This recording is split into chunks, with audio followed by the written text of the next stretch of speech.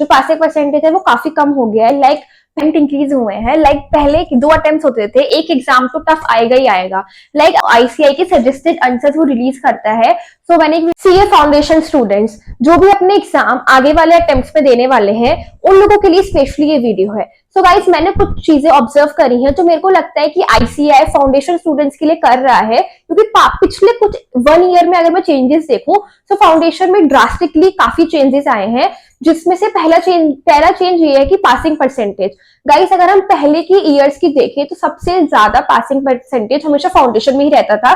हमने भी जब मतलब मैं अगर आपको बताऊं, जब मैं फाउंडेशन की प्रिपरेशन कर रही थी तो अगर हम अपने पास्ट जिन्होंने दे चुके हैं एग्जाम उनसे अगर हम कभी पूछते थे तो दे वर लाइक कि फाउंडेशन एक ऐसा एग्जाम है पूरे इंटर के 3 लेवल्स पर जो सबसे इजी होता है। पर अगर हम आज का सिनेरियो देखें तो बिल्कुल अपोजिट हो रही है चीजें। फाउंडेशन एक ऐसा एग्जाम बन गया है जो कि ज्यादा डिफिकल्ट है कंपैरेटिवली टू इंटर। मतलब और फाइनल से अगर हम देखें तो मतलब पासिंग परसेंटेज के कंपैरेटिवली अब फाउंडेशन का जो पासिंग परसेंटेज है वो काफी कम हो गया है। लाइक पहले ये रहता था 25% अप्रोक्स, विच मीन्स अगर 1 लाख स्टूडेंट्स अपीयर कर रहे हैं इस एग्जाम के लिए तो 25 से 30,000 स्टूडेंट्स पास कर लेते थे एग्जाम। पर आज का सिनेरियो ऐसा हो गया है कि सिर्फ ये परसेंटेज 14% और 15% ही रह गया है। Like if 1 lakh students are giving so I guess 14, 15 या फिर अब तो 13, 12 भी हो रहे हैं जो सिर्फ पास कर पा रहे हैं फाउंडेशन एग्जाम। तो सबसे बड़ी वार्निंग तो आप लोगों के लिए यही है कि आप देखो कि कितना कम पासिंग परसेंटेज है। अगर आपको उस पासिंग परसेंटेज में आना है तो आपको अपनी प्रिपरेशन भी उसी हिसाब से करनी पड़ेगी। गाइस एक और चीज जो मैंने ऑब्जर्व करी है वो ये थी कि जब से ये अटेम्प्ट इंक्रीज हुए हैं, लाइक पहले 2 अटेम्प्ट होते थे एक साल में, लाइक मतलब आई गेस 2 ही अटेम्प्ट होते थे, मेरे को ये नहीं पता कब होते थे पर इतना पता है कि 2 होते थे।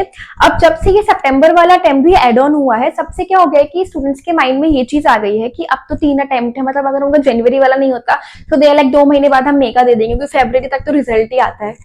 सो यस गाइस इस वजह से भी मेरे को ये लगता है कि बहुत से स्टूडेंट्स अब लूप में फंस गए हैं। आई नो ये बहुत अच्छा इनिशिएटिव लिया था आईसीआई ने, तो ये सोच के लिया था कि जल्दी जल्दी स्टूडेंट्स उस मतलब हर एक एग्जाम पास कर पाएंगे, क्योंकि टाइम मतलब 2-2 महीने में they are eligible to give next attempt. So लेकिन अब मुझे लगता है इस वजह से ज्यादा लोगों के अटेम्प्ट्स लग रहे हैं। आई नो ये मेरा ऑब्जर्वेशन है, कुछ भी गलत भी हो सकता है, बट इस वजह से मैं आपको ये सजेस्ट करूंगी कि आप इस लूप में मत फंसना। मतलब you just make it clear in your mind and this will be your last attempt. और अगर आप चाहते हो कि आपका लास्ट अटेम्प्ट ही हो तो नीचे कमेंट में लिख देना कि this will be my last attempt of CA foundation.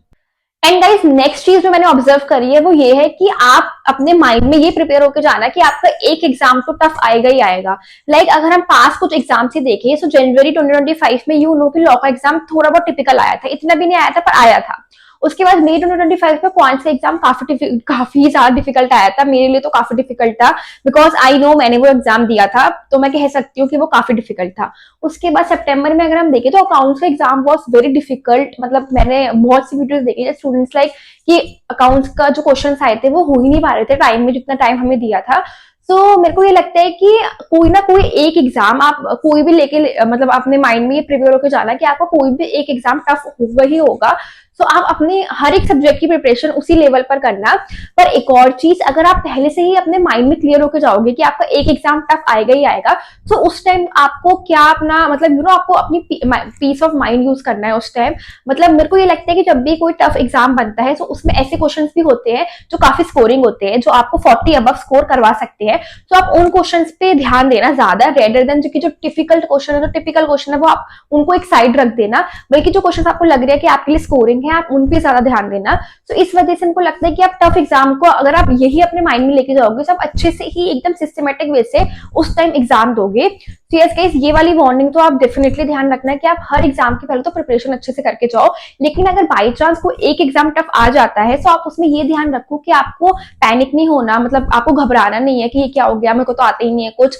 आप बस वो क्वेश्चंस ढूंढने की कोशिश करो जो इजी है, जो आपको मार्क्स ग्रैब करवा सकते हैं, जो आपका 40 मार्क्स से अबव स्कोर करवा सकते हैं।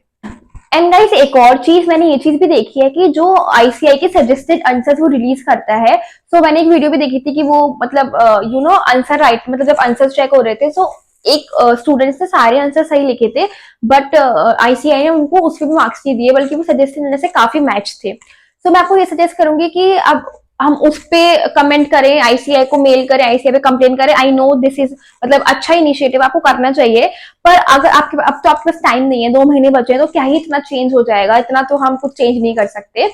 सो आप अपने लिए ये चीज ध्यान रखो कि आप सजेस्टेड आंसर आईसीआई के देख के जाओ, specially for law and accounts, क्योंकि यही आपके आंसर लिखने वाले होते हैं, बाकी दो तो आपके एमसीक्यू बेस होते हैं।